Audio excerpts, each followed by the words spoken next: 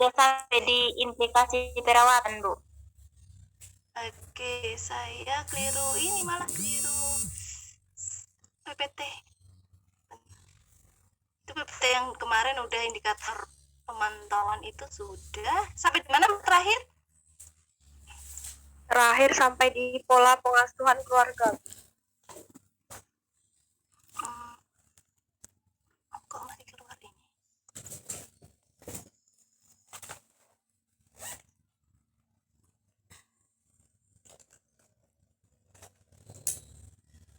Oh iya, kita ada tugas yang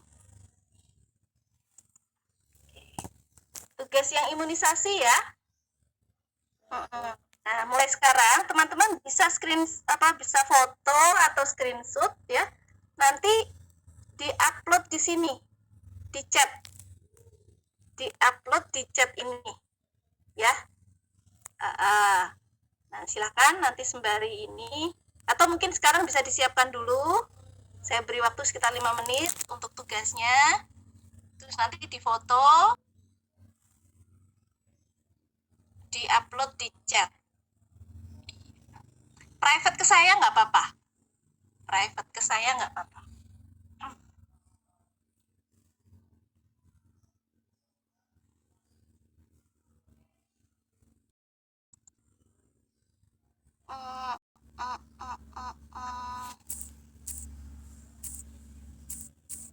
Kayaknya 20-an deh kemarin itu.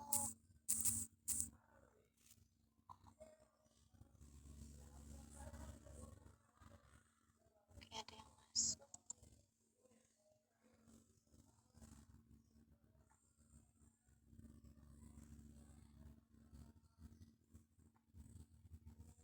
Inikah pola pengasuhan keluarga? Halo? Ya, Bu. Minggu ini itu kalau nggak salah kebutuhan akan stimulasi. Oh, berarti ini sudah ya, temperamen anak ini sudah masuk ya? Berarti sampai di sini. Ya, terima kasih. Baik, sekali lagi saya minta teman-teman yang tugasnya sudah ready untuk bisa dikirim ke saya, di foto dikirim ke saya via chat private ya. Sambil saya lanjutkan materi kita.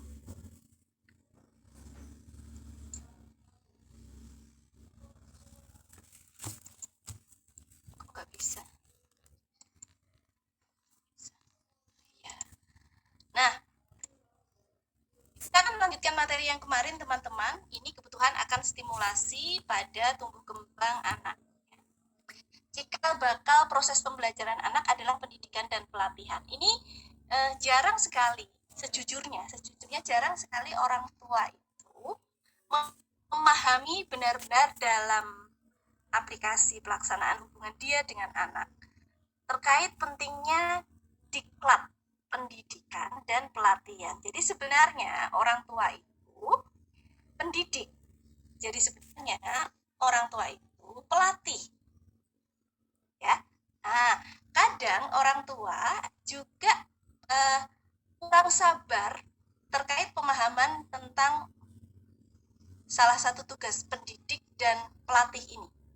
Ya, yang ada adalah mereka tidak cukup sabar sehingga lebih mengutamakan tuntutan, ya, menuntut anak daripada proses mendidik dan melatih. Ya. Oke, padahal cikal bakalnya adalah mendidik dan melatih. Jadi akhirnya yang ada orang tua cenderung untuk kurang sabar dalam proses mendidik dan melatih, lebih banyak menuntut, akhirnya anak pun tidak cukup untuk bisa mencapai apa yang dididik dan dilatih, ya, karena pendidikan dan pelatihan yang diberikan orang tua tidak sampai penuh, ya. Kalau misalnya 100% mungkin hanya mencapai 30%, 70%-nya lebih banyak ke menuntut. Kok nggak bisa? Kok anakku A, kok anakku B, gitu ya. Tetangga kok sudah seperti ini, anakku kok belum bisa. Karena proses ini sebenarnya tidak maksimal dilakukan oleh orang tua. Ya. Ini tentu saja di luar di luar frame bahwa anaknya memiliki kondisi yang tidak normal. Oke, jadi kita bicara dalam ranah anak atau balita ini normal. Jadi kita harusnya pendidikan dan pelatihan ini memiliki porsi yang lebih besar daripada orang tua yang menuntut. Ini penting sekali.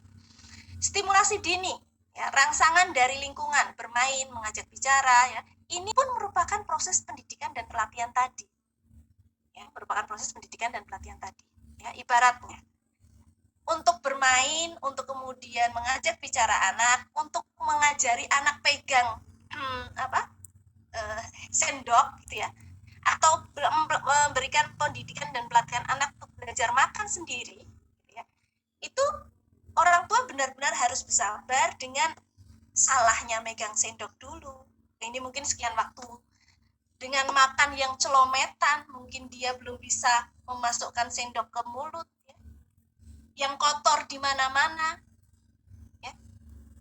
Karena kurang sabar dan tidak benar dipahami bahwa itu adalah proses pendidikan dan pelatihan, apa yang terjadi? Yang terjadi anaknya didulang terus tanpa ada proses pendidikan dan pelatihan. Gitu. Nah, tidak disadari juga bahwa megang sendok itu ternyata ada keterampilan motorik, nggak paham. Akhirnya didulang. Tahu ya didulang itu apa ya? Disuapi. Disuapi akhirnya. Oke, seperti itu. Nah, jadi perlu pemahaman dari orang tua bahwa apa yang dia lakukan pelayanan, ya, dan tanda kutip orang tua itu untuk yang kita neonatus pemikirannya adalah ini adalah pelayanan, ya. Bahwa pelayanan yang dia berikan kepada anak ini harusnya dalam ranah pendidikan dan pelatihan. Jadi memang mesti sabar, gitu. Ngajak ngomong anak, termasuk saat bermain, ya. Membiarkan anak ini berbicara kepada kita, kita berbicara kepada dia, ini kan juga perlu menyediakan waktu khusus, ya. Di saat kemudian anaknya rewel, ya, si orang tua tidak cukup sabar karena harus melakukan aktivitas A, B, C dan lain sebagainya, ya, maka apa yang terjadi? Ya, diberilah sehingga proses pendidikan dan pelatihan dari orang tua ini kurang maksimal. Oke, penting untuk ada merangsang hubungan antar sel otak anak atau sinaps. Ini jelas, ya. Jadi adanya pendidikan dan pelatihan ini merupakan stimulasi yang nantinya akan bisa membantu menghubungkan sinaps-sinaps otak.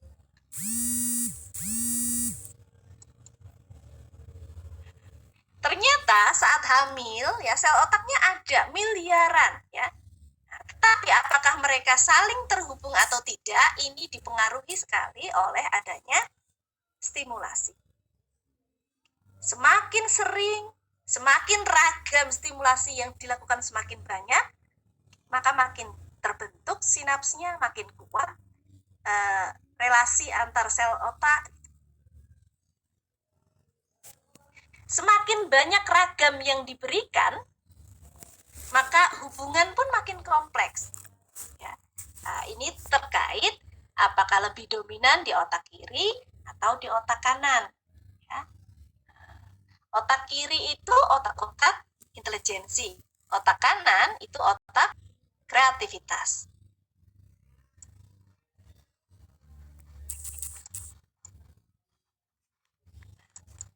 Stimulasi atau rangsangan bermain ini apa saja yang dirangsang? Oh, ada sensori, ada cerita tentang Montessori. Ada yang cari nggak? Ada yang sempat cari nggak tentang Montessori?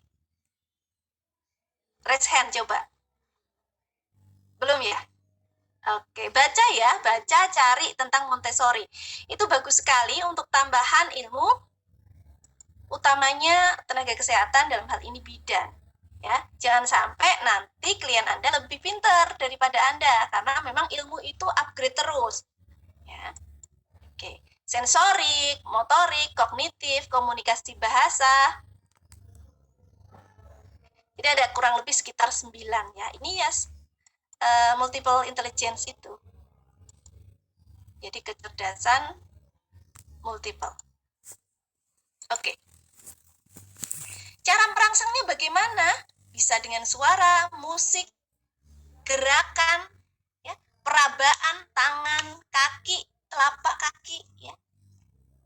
Suara dengan bicara, menyanyi, bermain, ya, mencoba memecahkan masalah, mencoret-coret, menggambar, memecahkan masalah gimana Bu? Ya, kalau anak-anak misalnya disembunyikan bola, ya, mungkin bola-bola kecil itu ada banyak, ya, dalam satu tempat. Kemudian anak diminta untuk mengambil yang sewarna. Ya. Ini menyenangkan. Anak pun tidak merasa untuk dituntut belajar, bermain pemikirannya. Dan ini menyenangkan untuk mereka. Menggambar dan lain sebagainya.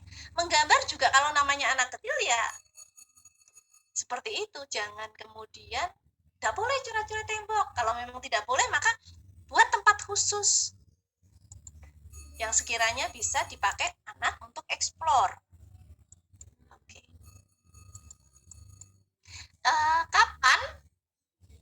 Kapanpun sih, ya kapanpun. Oke. Jadi semakin sering, frekuensi dan ragam banyaknya ini akan berpengaruh dengan tumbuh kembang si anak terkait sinaps otak. Ragam itu maksudnya apa toh? Ragam itu maksudnya jenis stimulasinya. Misalnya ada yang dia rangsangannya hanya terkait komunikasi bahasa, sosioemosional, ya. Pendirian tidak, yang misalnya tadi kalau makan dia selalu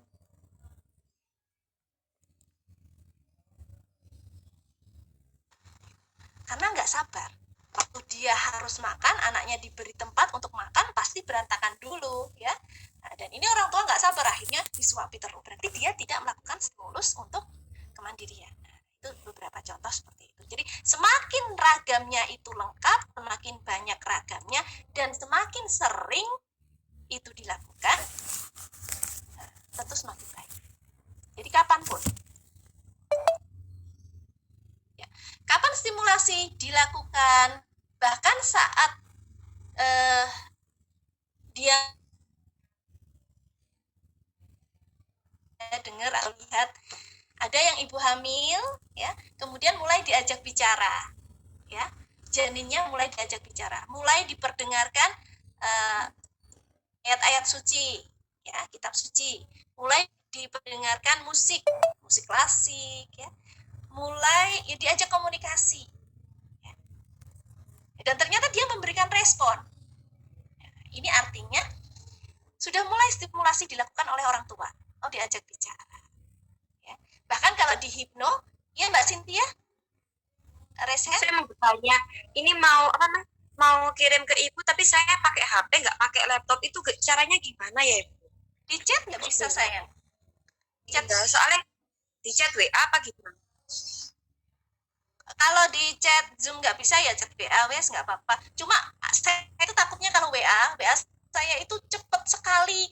Apa ya, kalau lalu lintas gitu trafficnya cepet. Saya takut nih ketinggalan scroll. Jujur saja itu. Makanya kalau bisa kalau di chat sini, ya. Kalau misalnya memang nggak bisa, kalau pakai HP nggak bisa. Tapi sabar, kalau WA bener, kalau WA traffic WA saya cepet sekali. Saya kadang takut nih ada yang tertinggal karena pas nggak di scroll atau tertinggal saat scrolling gitu Mbak Sin, ya.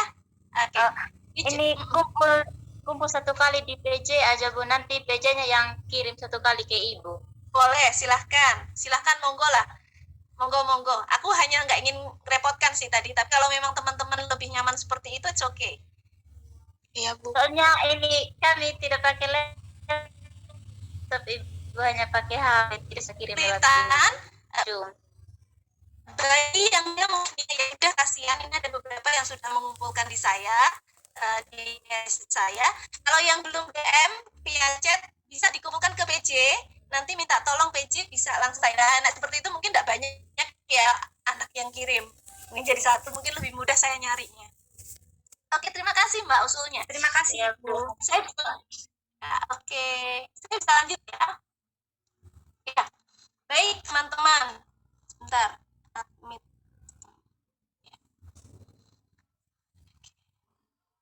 Kemudian saat umur 3 tahun, ya. Nah, kemudian saat 14 tahun, masa pruning, ya. Sinaptogenesis itu saat dia terjalin, otak-otak itu saling bertaut, sel-sel otak itu saling bertaut. Semakin dini dan semakin lama, maka manfaatnya semakin besar. Ya. 0 sampai 6 bulan, penyesuaian dan persepsi ibu. 6 bulan, intelektualitas, perilaku mulai mencontoh apa yang kanan kirinya lakukan. Kognisi, kemudian membaca, hitung-hitungan, ya. Kebutuhan akan stimulasi, kalau tadi teman-teman lihat ya, yang macam stimulasi itu yang dirangsang apa saja, itu ada 9 poin, ya, mirip dengan 9 kecerdasan multiple. Nah, di sana itu terkait kepribadian, terkait sosial, hubungan si anak dengan orang, ya, terkait perkembangan mentalitinya, ya, terkait perkembangan mentalitinya. Makanya kalau anak dia dengar orang di sekitarnya kalau ngomong keras atau marah-marah di depan dia copy. Tanpa sadar dia copy. Dia akhirnya saat berhubungan dengan orang lain, ya, seperti itu juga yang dia perlihatkan. Agama, etika, moral, kepribadian, ya, kecerdasan, kreativitas, keterampilan. Ingat, semakin ini, semakin lama, semakin banyak ragamnya, maka semakin bagus. Oke. Pendidikan informal, pendidikan formal, pendidikan non formal. Jadi semua ada. Kalau formal berarti pendidikan di sekolah. Informal bisa dari keluarga, bisa dari kanan kirinya, ya, atau pendidikan non formal. Apa yang perlu dilakukan? Nah, ini meragamnya, teman-teman bisa lihat, ya. Bagaimana kalau otak kiri? Otak kiri yang diasah kemampuan linguistik atau kemampuan bahasa, bicara. Baca, tulis, hitung, ya.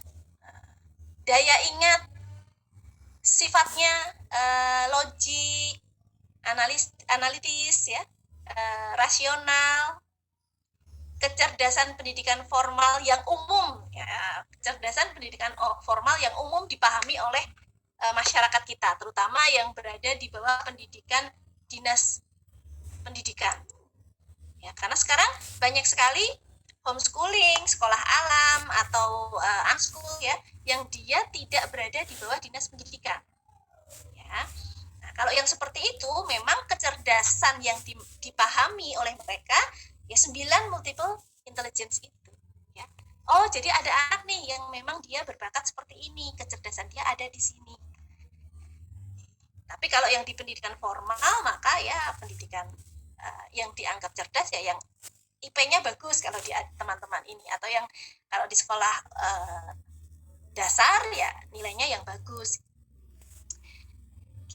Rangsangan otak kiri nanti dampaknya dia akan menyempit.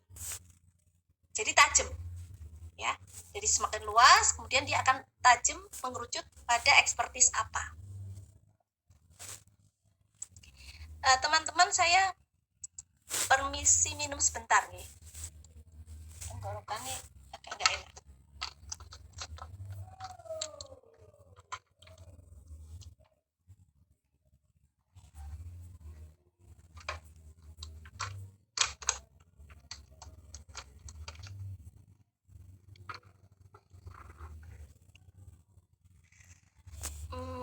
Oke.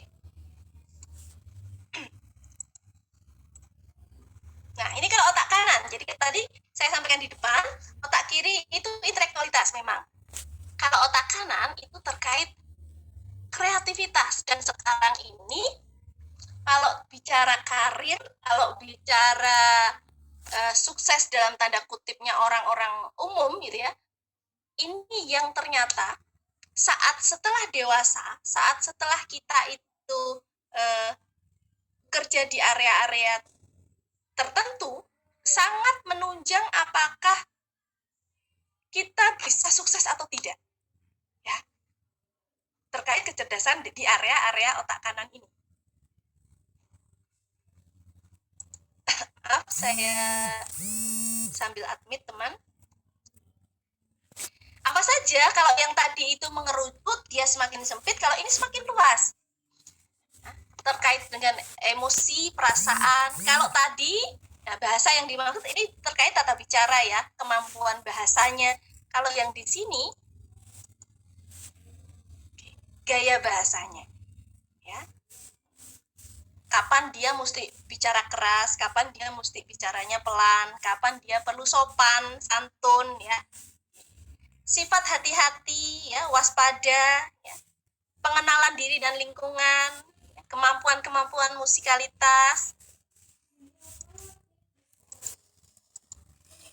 Apakah anak cenderung untuk mudah bersosialisasi atau berhubungan dengan orang lain, ya? Bagaimana terkait kesenian? Apakah dia sosok-sosok yang visioner, ya? Visioner itu dari sini sebenarnya. Ya, sekarang kita bisa bicara di sini tanpa bersua. Teman-teman berada di mana, saya berada di mana, ya, kita ketemu di layar Zoom. Itu juga hasil dari futuristiknya atau visionernya orang, dan ini dari rangsangan otak kanan. Kreatif dan produktif itu kalau otak kanan. Kecerdasan multiple ini merupakan kerjasama dari otak kanan dan otak kiri. Oh, kalau yang dirangsang hanya otak kiri saja, ya tentu saja tidak akan muncul sinergi. Gitu ya. Oke, ini terakhir untuk kecerdasan multiple, teman-teman. Ada verbal, ada logical, ada visual spatial, ada bodily kinesthetic, ada musikal, ada intrapersonal, interpersonal, naturalis, dan terakhir spiritual. Jadi ini kalau yang dipahami terkait kecerdasan.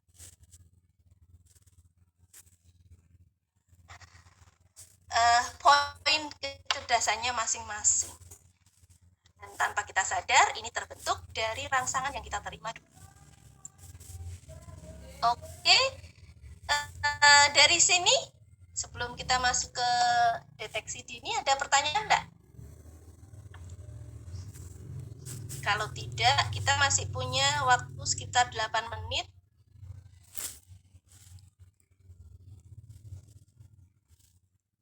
Oke, saya tambahkan yang di sini. Saya berharap sebenarnya slide ini bisa selesai semua. Jadi waktu UTS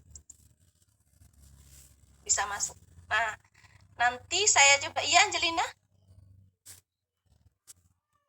Present?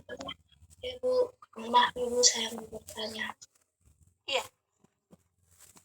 Ibu, apakah status gizi dan asupan nutrisi juga sangat berpengaruh terhadap kemampuan motorik anak atau bagaimana, Bu? Terhadap Motorik anak. motorik anak. Ya, Ya. terima kasih. Baik, terima kasih. Ya, teman-teman, pertanyaan bagus dari Mbak Angelina Putri. Bagaimana, Bu, dengan asupan nutrisinya? Apakah dia akan bisa berdampak terhadap motoriknya? Ya, terhadap motoriknya. Ya. Kalau asupan nutrisi ini berdampak, jelas berdampak. Kenapa? Karena motorik ini memerlukan energi untuk bisa dilakukan. Dan energi itu didapat dari asupan nutrisi. Demikian ya, Mbak ya. Jadi, misalnya motoriknya itu yang mau dirangsang, oh lari misalnya ya. Misalnya lari, tapi anaknya secara nutrisi tidak baik, kira-kira bagaimana? Apakah dia akan bisa menunjukkan hasil seoptimal anak yang gizinya baik? Logikanya tidak ya? Halo, Mbak Putri? Ya, Bu. Oke. Jadi pasti berdampak ya. Utamanya terkait energi yang perlu dilakukan anak dalam melakukan setiap stimulasi yang diberikan oleh orang tua. Ya. Nah, karena stimulasi untuk motorik, ya, utamanya motorik kasar, itu terkait energi, ya, terkait energi. Tetapi kalau tidak signifikan, ya, Kalau tidak signifikan, maka tidak begitu terlihat. Dampaknya tidak begitu terlihat. Tidak begitu terlihat itu bukan berarti tidak ada. Tidak begitu terlihat itu bukan berarti tidak ada. Gitu. Kemudian hal lain lagi yang perlu saya sampaikan terkait asupan nutrisi, kita sudah bahas ini sebenarnya di sini. Nantilah teman-teman bisa baca lagi ya yang slide sebelumnya terkait nutrisi. Sinaps sendiri saat dia itu akan terhubung ya, itu juga dipengaruhi dari energinya yang diperoleh dari makanan, tidak sebatas rangsangan saja. Tidak sebatas rangsangan saja. Sinaps terhubung, dia pun sinaps ini terhubung butuh energi, butuh tenaga, ya. Dan ini akan mudah kalau nutrisi yang memang diterima anak itu mendukung, ya, itu mendukung. Jadi harusnya memang ada nutrisi dengan rangsangan, ya. Kalau terkait stimulasi pada motorik kasar dan halus. Oke. Begitu Mbak Putri? Bu, terima kasih banyak. Iya, masih ada yang lain? Kita masih ada sekitar 4 menit. Kalau tidak ada, kita masuk ke sini. Ya. Deteksi dini gangguan tumbuh dan kembang. Oke, jadi teman-teman, saat kita nanti ketemu sama klien, ya, ibu dengan anaknya, kita akan lakukan bagaimana proses mendeteksi tumbuh kembang anak ini. Jadi sekiranya memang ada gangguan, kita bisa tahu sedari awal. Semakin awal kita tahu, maka semakin baik. Makanya kalau di Posyandu itu teman-teman ada beberapa meja di sana. Teman-teman sudah dapat materi Posyandu belum? Posyandu itu di apa ya materinya ya? Materi Posyandu itu di Askep. Orang ada kuliah begini dia Saya baca. berapa ya? Ini tak kasih tugas baca aja nggak apa-apa. Coba cari materi tentang Posyandu teman-teman. Ya, itu ada beberapa meja. Jadi dia bisa mencakup tidak hanya pada si anak, tidak hanya pada balita ditimbang, tidak hanya itu ya. Oke, jadi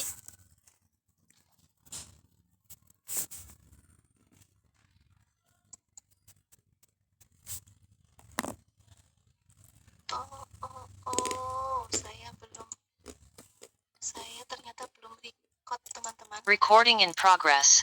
Oke, semoga nanti terbaca untuk yang chat yang ada. Ya, baik. Jadi nanti teman-teman cari tugas bacanya, cari tentang Posyandu. Pelaksanaan Posyandu itu ada beberapa meja dan rannya apa saja sih diperiksa di sana, ya, yang bisa mendapatkan pelayanan Posyandu itu siapa saja dan seperti apa, ya. Nanti silahkan cari itu tambahan informasi saja, karena pasti Bu Bidan itu kalau misalnya berada di puskesmas pasti ngurusi Posyandu. Mas yang kurang inget dia masuk di materi apa, soalnya di aspek neonatus tidak muncul, ya. Oke, jadi pertama, tidak kemudian kita serta-merta melakukan deteksi, ya. Kita lakukan anamnesa, seperti halnya kalau ibu hamil datang, kita anamnesa, sekaligus observasi, dalam hal ini inspeksi, ya, inspeksi anak. Kemudian pemeriksaan fisik rutin, ya, ditambah pemeriksaan neurologis dasar, pemeriksaan penunjang terkait screening perkembangan.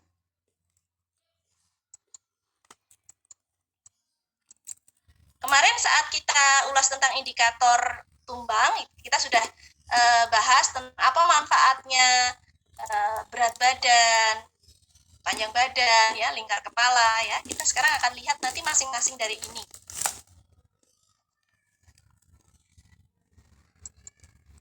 Ini pemantauan pertumbuhannya, ya. Berat badan, panjang badan, lingkar badan. Pada bayi dilakukan setiap bulan.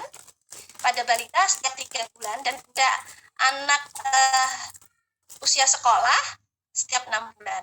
Kalau dari puskesmas biasanya sudah rutin teman-teman, bisa via puskesmas, posyandu, dan dari bidan serta pihak puskesmas itu biasanya rutin mendatangi sekolah-sekolah, mulai dari PAUD, TK, sampai dengan sekolah dasar. Kalau yang SMP saya kurang tahu. Dimasukkan dalam buku KMS atau kartu anak lain, yang kemarin teman-teman sudah lihat di sana. Pada anamnesa dan observasi, apa yang kita lakukan ini, ketika balita masuk dalam ruang periksa, bagaimana dia berjalannya, itu sudah diinspeksi. Ya, apakah dia kelihatan menunduk, bagaimana penampilan wajahnya, kelihatan sayu atau berbinar. Ya. Kalau sayu karena apa? Karena memang seperti itu atau karena takut. Kadang ada takut kalau kamu tenaga kesehatan ya. Bagaimana bentuk kepalanya, apakah normal atau tidak, proporsi tubuh, apakah perut terlihat lebih buncit daripada badan,